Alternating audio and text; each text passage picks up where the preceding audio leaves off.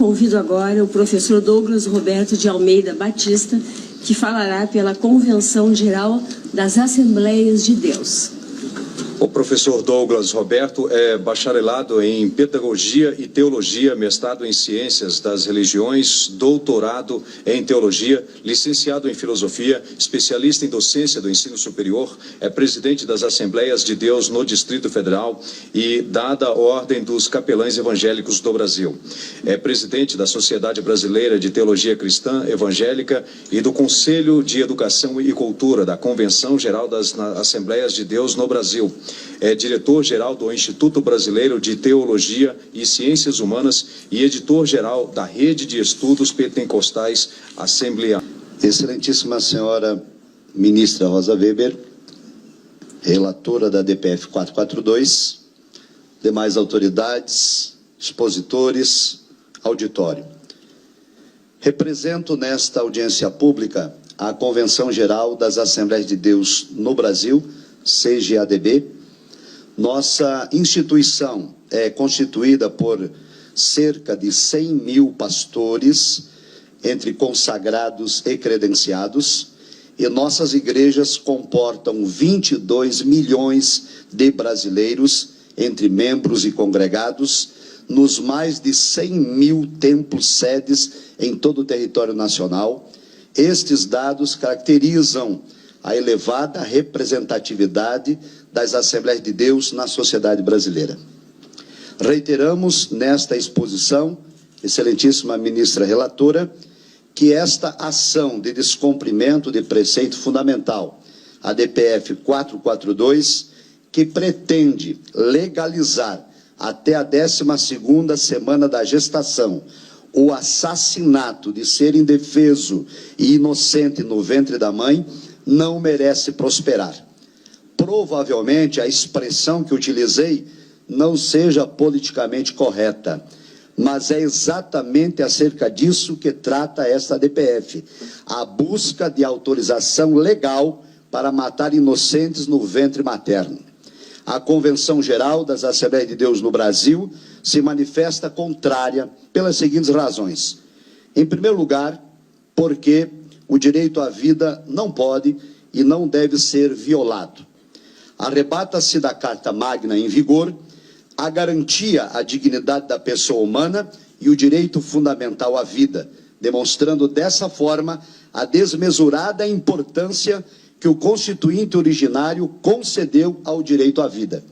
Assegura a já explicitada Constituição Federal, promulgada em 1988, no caput do artigo 5º, que, abre aspas, todos são iguais perante a lei, sem distinção de qualquer natureza, garantindo-se aos brasileiros e aos estrangeiros residentes no país a inviolabilidade da vida, a liberdade, a igualdade, a segurança e a propriedade. Fecha aspas. Desse modo, seguindo os parâmetros constitucionais, o Código Civil, promulgado em 2002, ao tratar da, entre aspas, personalidade e da capacidade, com conceitos interdisciplinares da medicina e da biologia, garante a proteção à vida desde a concepção. Além disso, o Código Civil legisla por meio do artigo 2º que, abre aspas, a personalidade civil da pessoa começa do nascimento com vida, mas a lei põe a salvo, desde a concepção, os direitos do nascituro. Por outro lado, a Convenção Interamericana de Direitos Humanos, Pacto de São José da Costa Rica, reconhecida pelo Supremo Tribunal Federal como norma de hierarquia supralegal, assevera no artigo 4º, inciso 1, que, abre aspas, toda pessoa tem o direito que se respeite a sua vida. Esse direito deve ser protegido pela lei e, em geral, desde o momento da concepção. Ninguém pode ser privado da vida arbitrariamente. Fecha aspas. Não obstante, militantes da cultura da morte questionam quando ocorre o início da vida. Contudo, a embriologia já esclareceu o apontado, porque empiricamente a vida tem início com a fecundação do espermatozoide, gameta masculino, com o óvulo, gameta feminino, formando uma nova célula, um novo ser, zigoto. Expositores pró-aborto afirmam que não é possível, por meio da ciência, definir o início da vida. Então, com a devida vênia, aos indecisos e inseguros, cabe a aplicação de um preceito fundamental do direito. Na dúvida, pró réu. E que fique claro que o réu aqui é a verdadeira vítima, isto é, o ser vivo, inocente e indefeso no ventre da mãe.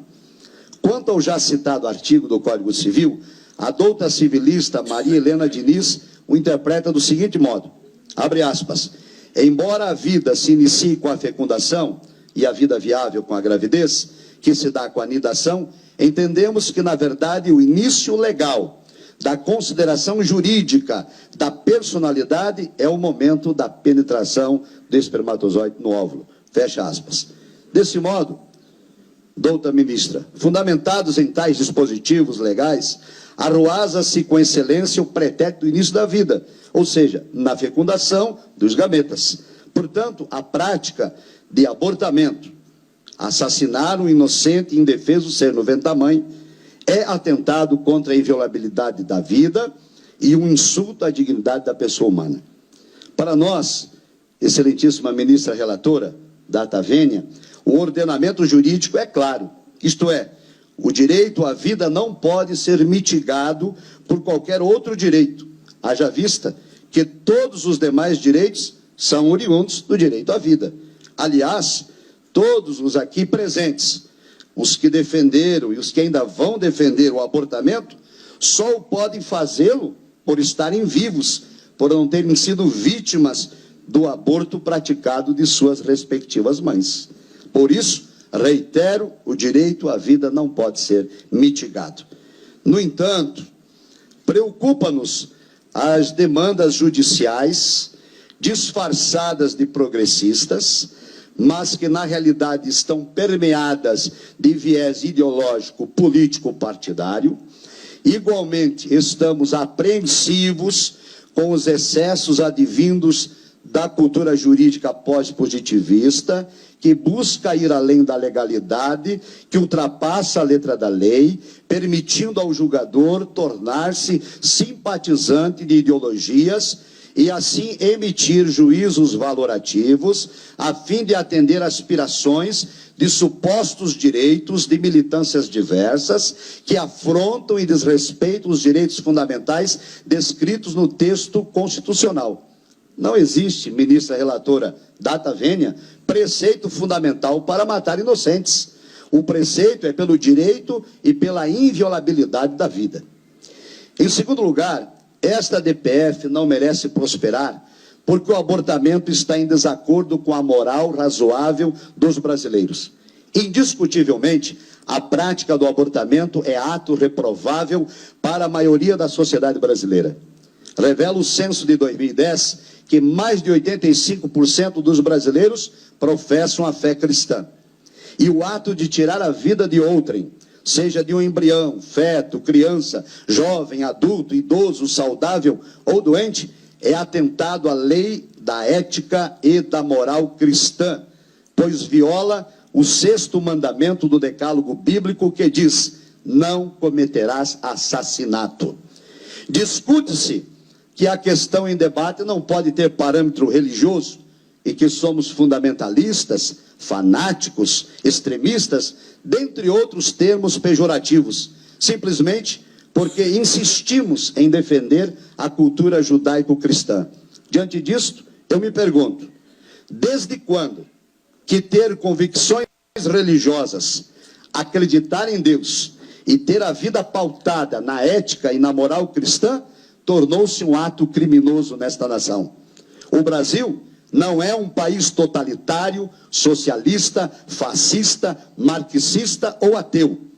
Vivemos em um Estado democrático de direito, em que a liberdade de pensamento, liberdade de expressão, de consciência e de crença nos são assegurados pelo texto constitucional e requeremos que nosso direito seja respeitado. Não obstante, apesar das investidas de desconstrução dos valores, é inegável que o tema abortamento não pode fugir do campo da ética e da moral.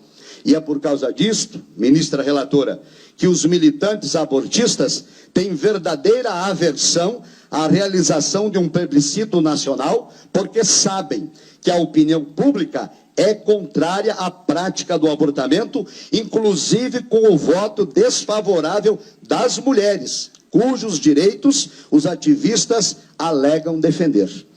Desse modo, para escapar desse debate moral e ético, defensores da cultura da morte argumentam que o abortamento é uma questão de saúde pública. No entanto, os números apresentados são falaciosos, os dados são inconsistentes, as estimativas não têm comprovação oficial e as pesquisas são notadamente assinadas por militantes pró-aborto. Fundamentar uma decisão e promover mudanças de paradigmas em informações tendenciosas e questionáveis é atitude, no mínimo, desonesta. Mas foi assim que há mais de 4 décadas a legalização do aborto começou nos Estados Unidos da América, fundamentada em uma escandalosa e descarada mentira que foi admitida como verdade pela Suprema Corte Americana. Portanto, o eventual deferimento do pedido dessa DPF, no sentido de autorizar legalmente o assassinato do ser humano no ventre da mãe até a 12ª semana da gestação, se tornará um desrespeito e uma afronta à considerável parcela da sociedade brasileira, pois os dados maquiados dos defensores do abortamento não são passíveis de comprovação e o tema em debate está em discordância com a moral e a ética do povo brasileiro. Salienta-se outro sim, que não cabe a esta Suprema Corte alterar a conduta moral do povo, sobretudo em violar o direito à vida, em descumprimento ao texto constitucional. A premissa destas decisões, que abrangem leis e valores, cabe aos membros do Congresso Nacional, que em nosso modelo de democracia representativa possuem a legitimidade do voto para atender à vontade da nação. Assim, a eventual procedência da sobreditação, data vênia, seria uma imposição autoritária e ilegal em discordância com a moral e a ética dos brasileiros. Por isso, reitera-se que, abre aspas, não cabe ao Poder Judiciário inovar no ordenamento jurídico sobre o argumento de avanço civilizatório, independentemente de quem seja favorecido. Fecha aspas. Em terceiro lugar, ministra relatora, ratifica-se esta ação que deve ser julgada improcedente por ser matéria de competência do Legislativo. Evoca-se neste ponto o princípio da separação de poderes, o qual se tornou um modelo fundamental na história do Ocidente. O necessário equilíbrio entre autoridade e autonomia. Nessa ótica, o poder legislativo, obedecendo à separação dos poderes por meio do Código Penal, já disciplinou as exceções de punibilidade para a prática do abortamento. Entende-se que somente esse diploma legal tem o condão de balizar as permissões para a interrupção da vida, embora tais decisões não tenham o aval da moral e da ética cristã, porém reconhecemos que constitucionalmente quem tem o dever de alterar a norma vigente é o Senado Federal e a Câmara dos Deputados, não cabendo, data vênia, a esse excelso tribunal legislar em matéria de competência do Congresso Nacional.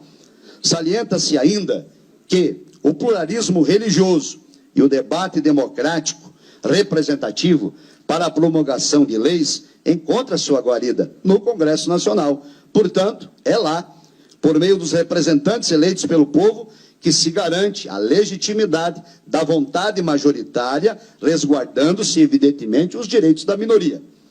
O tema dessa DPF, com a devida vênia, nos parece ser mais um atalho tomado por um partido político em detrimento do processo democrático das casas legislativas para impor, entre aspas, goela abaixo da sociedade, uma legislação de abortamento genocida, eugênica e permissiva.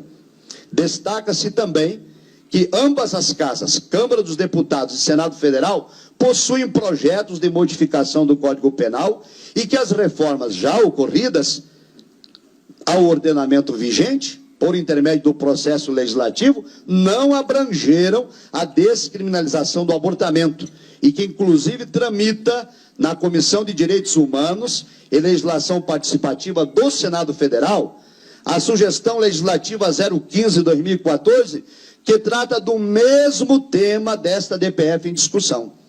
Assim, preocupa-nos, excelentíssima ministra, data máxima vênia, que esta DPF tenha sido instaurada.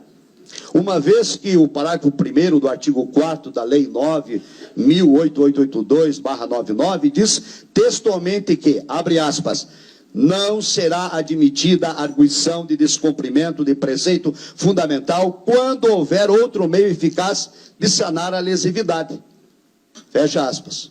Ora, como já explicitado, se o instituto competente para disciplinar tal assunto, que é o Poder Legislativo, está afinco com seus deveres, não cabe ao Poder Judiciário dessemelhar a paridade constitucional e abrogar a competência alheia. Ainda preocupa-nos nesse quesito, excelentíssima ministra Rosa Weber, que as extrapolações do papel iluminista assumido na jurisdição constitucional desencadeie perigosíssimas ideias de que as decisões judiciais não podem mais sustentar na fórmula tradicional de separação de poderes. Entendemos que a jurisdição constitucional desempenha papel preponderante, mas somente quando o Poder Legislativo não tem atuado, o que certamente não é o caso, uma vez que o Congresso Nacional está atento de seus deveres quanto à questão em discussão. Por fim, em quarto e último lugar, diante dos fatos narrados e os fundamentos apresentados, a Convenção Geral das Assembleias de Deus no Brasil, em abril de 2013, por ocasião da 41ª Assembleia Geral Ordinária, realizada aqui na capital federal, por unanimidade de seus membros, exarou o posicionamento quanto ao abortamento nos seguintes termos: a CGADB, Convenção Geral das Assembleias de Deus no Brasil, é contrária a esta medida do aborto, por resultar numa licença ao direito de matar seres humanos indefesos, na sacralidade do útero materno, em qualquer fase da gestação, por ser um atentado contra o direito natural da vida. A palavra de Deus diz: e não matarás o inocente. Êxodo capítulo 23, versículo 7. Reitera-se que esta posição, excelentíssima ministra, representa a totalidade dos membros das Assembleias de Deus no Brasil, instituição fundada em nossa nação no ano de 1910 e que hoje abarca 22 milhões de brasileiros, um percentual considerável de cidadãos que integram o nosso Estado democrático de direito. E ao concluir, ratifica-se que somos contra a cultura que faz apologia à morte, defendemos a família e somos favoráveis ao direito inviolável e à sacralidade da vida. Nestes termos, solicitamos ao Excelso Supremo Tribunal Federal que vote pela improcedência da DPF 442. Muito obrigado.